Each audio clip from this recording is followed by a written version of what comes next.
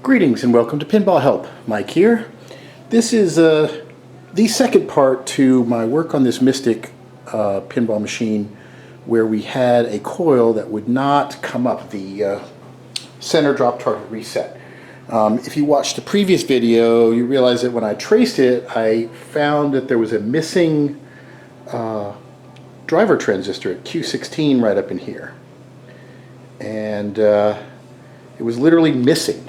So I pulled the board off and I replaced the transistor, and let me show you what the result is, right? So now let's watch the center thing when I turn the game on, shall we?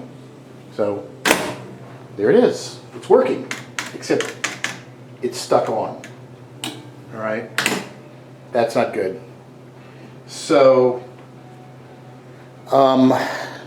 the pre-driver transistor is probably fried too. So whatever caused that transistor to fall off the board, it probably shorted or did something nasty. So according to the schematics, the pre-driver is this little guy right here in U4.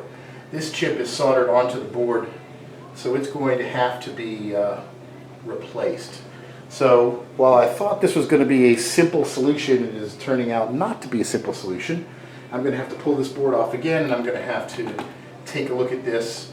And I could have I should have, I think in the previous video I said I was going to check to see, but this definitely had to be replaced, so might as well check it first. But it's locking on now, so chances are this guy's blown in here too. So that'll be the next step, is to pull that chip and replace it. So usually when something like that happens, it's not unusual that the driver and the pre-driver transistor will be blown. And when you see the coils lock on like that, turn it off, turn the game off, take the power off, because I could turn around and blow the regular driver again. We don't want to do that, and you could damage the coil.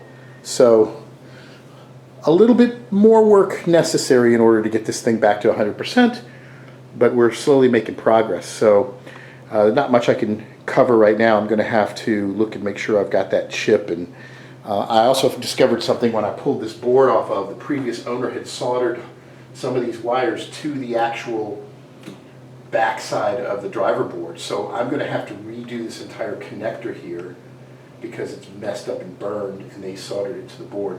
So I can't pull the board out of the game completely because of that, which is a pain in the ass.